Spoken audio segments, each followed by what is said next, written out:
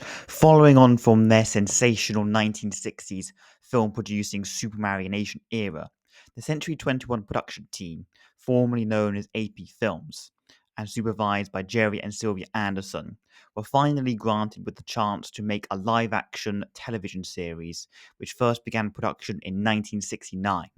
UFO is perhaps Gerry Anderson's best live-action series, and is a fondly remembered cult sci-fi series around the world.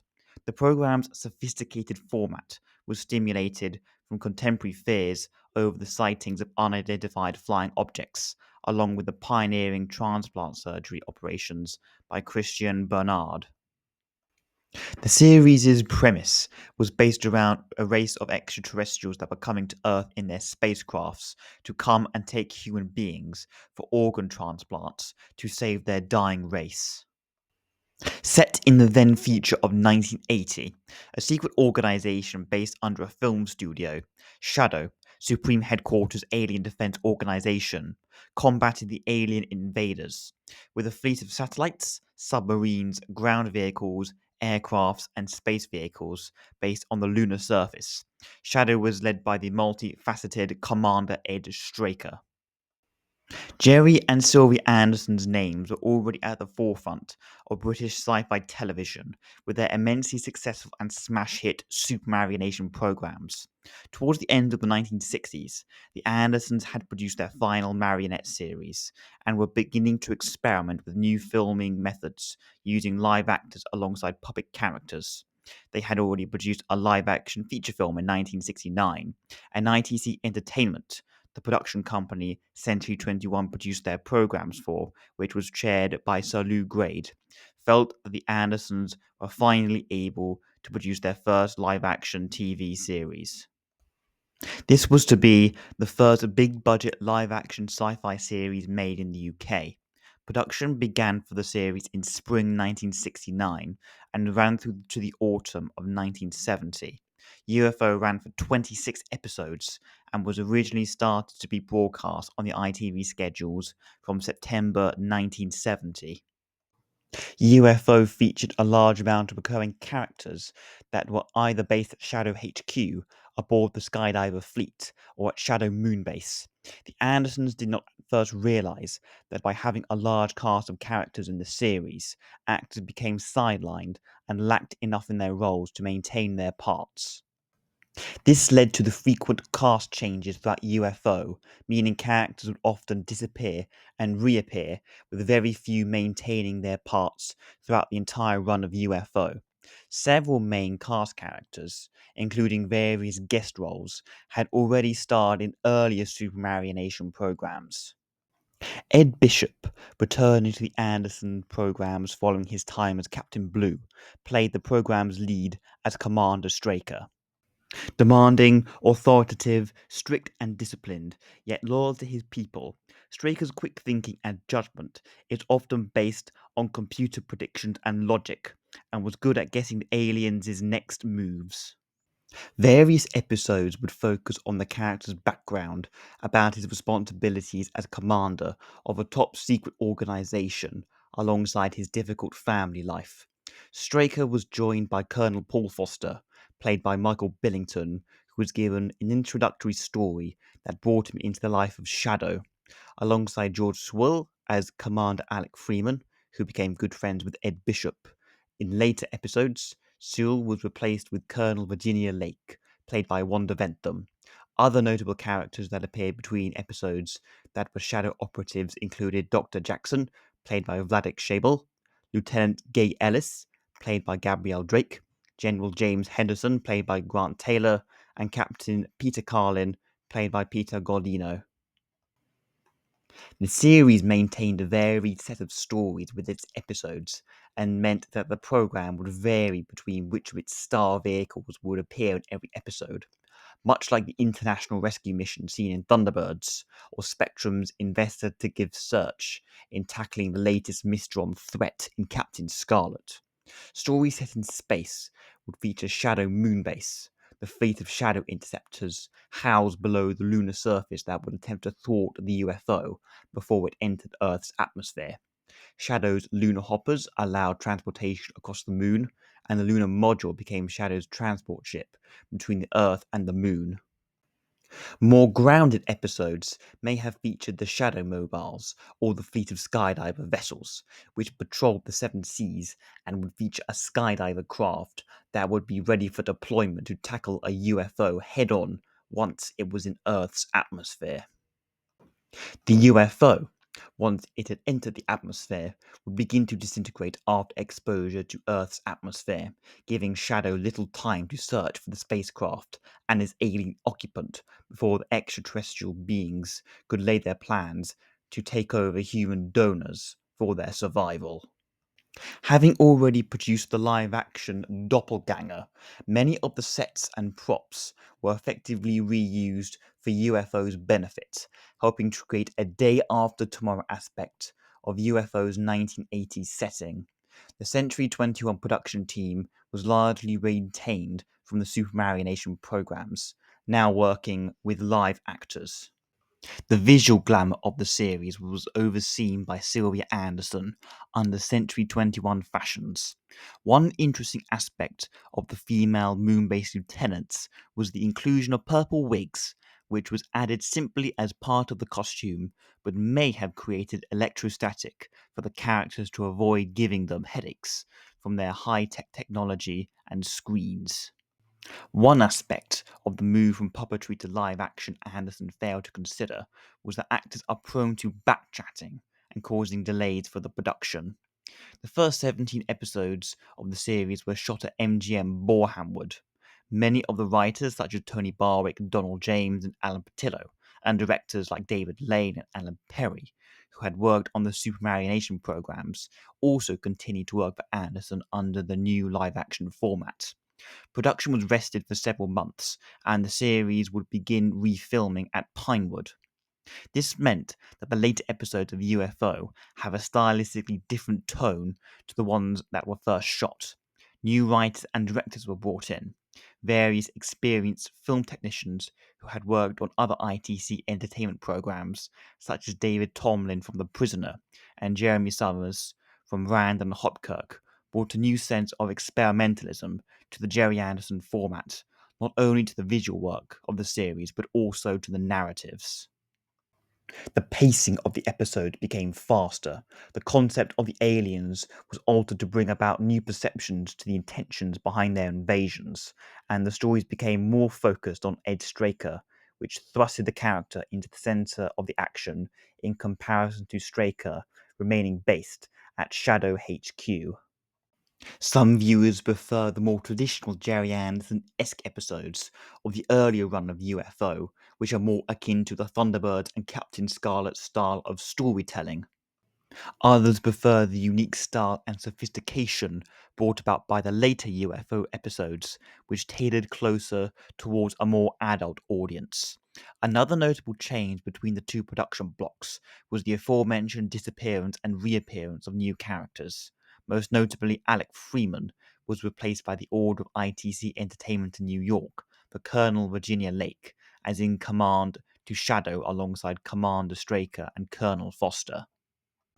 The series' pulsating opening theme music and series soundtrack was composed, as traditional for Anderson's ITC Entertainment programs, by Barry Gray. Gray scored original music for about half of the episodes of the series, and this was supplemented with music composed from the Supermarionation episodes. By 1970, Gray was composing music for the series in Guernsey. The opening theme music for the series was one of Barry Gray's favourite compositions for an Anderson series, and the opening titles of the series remains a popular opening sequence that perfectly encapsulates the high-stake action of the series and the setup of SHADO. The visual effects unit in Slough, which had been home to the Century 21 studio since 1963, was turned into a whole new model unit. Now that the production team were no longer shooting with puppets, Derek Meddings and his film unit were allowed to create bigger and more detailed model shots and units. The visual work on the series, in particular with the SHADO mobiles, even by today's standards, look as if they were shot in live action size. This married perfectly with the live action nature of the characters.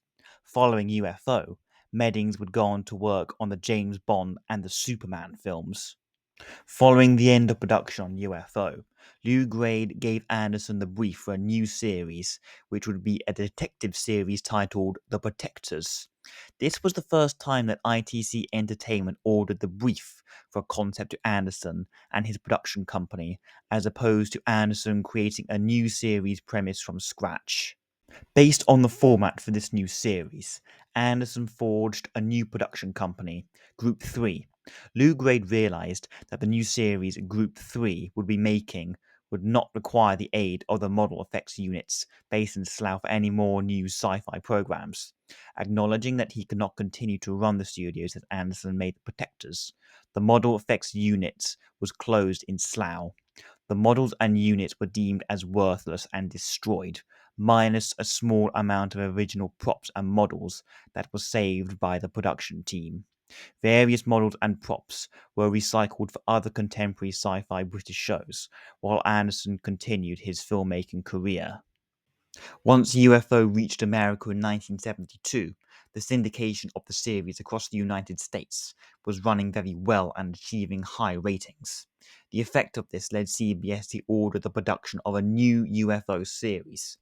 Labeled UFO 2 or UFO 1999, the new series would have been an extension of the format based on the criticisms made by the US television networks of the series and the series' most well received episodes by the American syndicates, in particular the space themed episodes. Out were to be the more human and personal relationships with characters, in particular Ed Straker's family background, and the series would have been restricted to a series centered around Shadow Moonbase. In UFO 1999, the war between the aliens and defenders of Earth would have led Shadow being based on a far greater and expanded lunar city. There was to be a new wave of Shadow space vehicles, and the aliens' main focus throughout the series would have been attempting to destroy the Shadow moonbase. Whilst a massive deviation from the original version of the series, Group 3 began pre-production on the new version of the series. At an advanced stage of the process, ITC's interest in UFO's revival dropped due to faltering American ratings. With Group 3 having already heavily invested in the project, Anderson decided to invest the funds that had been spent on UFO 2 into an entirely new sci-fi series. In common with traditional Gerry Anderson programs, UFO spawned a large wave of merchandise on its initial run, not only in the UK but also worldwide. In its country of origin, one of the most popular forms of UFO merchandise came with die-cast models of Shadow vehicles. Dinky Toys, having produced highly popular toys of the Supermarionation vehicles, produced the infamous Shadow Interceptors, which were painted green as opposed to white as seen within the series. Bubblegum cards and new novelizations based around the series were released alongside UFO's comic home in the Countdown and TV Action magazine, which ran original UFO strips between 1971 to 1974. Broadcasters have found UFO a difficult choice to schedule to the series' complex themes it brought. In spite of the action-packed sequences, exciting stories, and classic Gerry Anderson-esque vehicles seen within the series, the themes throughout UFO touched upon themes such as racism and sexism, along with moments of violence seen within the program, meant that broadcasters have struggled to find where to aim UFO's audience at. Several episodes in the later run of the series, such as The Long Sleep, would have been an uncomfortable viewing experience for children brought up on the adventures of Thunderbirds, Captain Scarlet, and Stingray. The same audience broadcasters would have expected the series was to be aimed for. Whether the series was broadcast on the ITV regions in the 1970s or on BBC Two in the late 1990s, the programme has usually been scheduled erratically and various scenes occasionally censored or removed to avoid what are considered disturbing scenes to be shown during pre-watershed viewing hours. Nevertheless, since the 1970s, UFO has become an international cult sci-fi series. The program has been widely repeated and released frequently on home video, and has spawned fan communities that continue to celebrate the series. Various episodes of UFO have been re-edited into new movie versions for consumption in international markets. The series is difficult to acquire merchandise for. In particular, models for vehicles come for expensive prices and mean only therefore the most dedicated fans can afford to purchase much UFO merchandise. Much like with Anderson's other live-action programs, the restricted and less accessible amount of merchandise released for them means that finding versions of UFO spacecrafts or shadow interceptors are far harder to come across for collectors than finding models of various international rescue crafts or Spectrum vehicles. Talks have been discussed about the possibility of reimagining UFO for a new generation, but have never progressed beyond proposal stages. UFO remains a popular Gerry Anderson and ITC Entertainment series. UFO is still being broadcast around the world and continues to see new merchandise being released alongside physical home media releases, holding the distinction of being the first big-budget sci-fi live-action series in the UK. UFO has continued to attract new viewers and remain relevant with its ideas around the subject of unidentified flying objects, the possibility/reality of aliens' existence, and the evolution of humanity. The program remains a technical filmmaking achievement and also features some of the most interesting and three-dimensional characters within a Gerry Anderson series. The creation of Gerry Anderson's first live-action TV series would forge a new direction of his career that saw him focus on producing classic television programs using live actors.